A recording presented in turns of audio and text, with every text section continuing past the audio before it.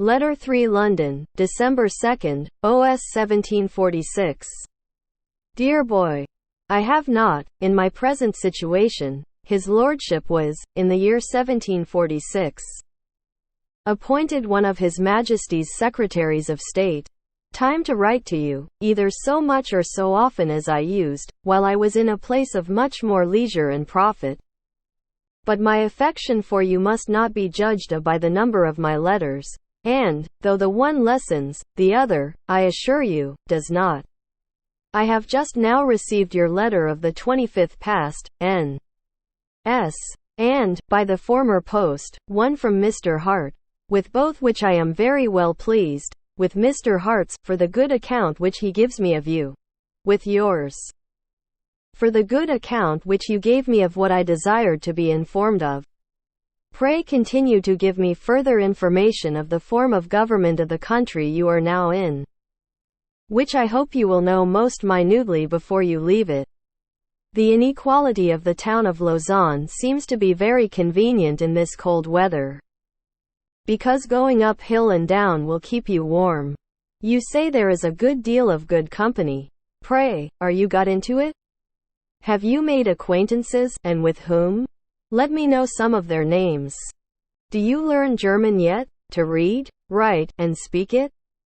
Yesterday, I saw a letter from Monsieur Bochet to a friend of mine, which gave me the greatest pleasure that I have felt this great while, because it gives so very good an account of you. Among other things which Monsieur Bochet says to your advantage, he mentions the tender uneasiness and concern that you showed during my illness, for which, though I will say that you owe it to me, I am obliged to you, sentiments of gratitude not being universal, nor even common, as your affection for me can only proceed from your experience and conviction of my fondness for you, for to talk of natural affection is talking nonsense. The only return I desire is what it is chiefly your interest to make me. I mean your invariable practice of virtue, and your indefatigable pursuit of knowledge. Adieu, and be persuaded that I shall love you extremely, while you deserve it, but not one moment longer. Letter IV. Dear boy, though I have very little time, and though I write by this post to Mr. Hart, yet I cannot send a packet to Lausanne without a word or two to yourself. I thank you for your letter of congratulation which you wrote me, notwithstanding the pain it gave you. The accident that caused the pain was, I presume, owing to that degree of giddiness, of which I have sometimes taken the liberty to speak to you. The post I am now in, though the object of most people's views and desires, was in some degree inflicted upon me, and a certain concurrence cf. circumstances obliged me to engage in it.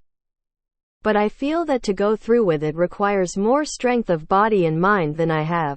Were you 3 or 4 years older, you should share in my trouble, and I would have taken you into my office, but I hope you will employ these 3 or 4 years so well as to make yourself capable of being of use to me, if I should continue in it so long.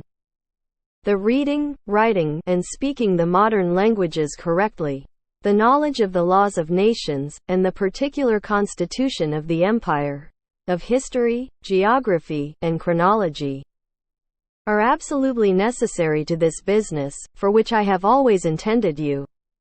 With these qualifications you may very possibly be my successor, though not my immediate one.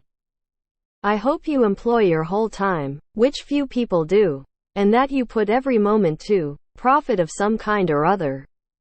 I call company, walking, riding, etc., employing one's time, and, upon proper occasions, very usefully. But what I cannot forgive in anybody is sauntering, and doing nothing at all, with a thing so precious as time, and so irrecoverable when lost.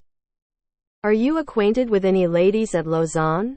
And do you behave yourself with politeness enough to make them desire your company? I must finish. God bless you.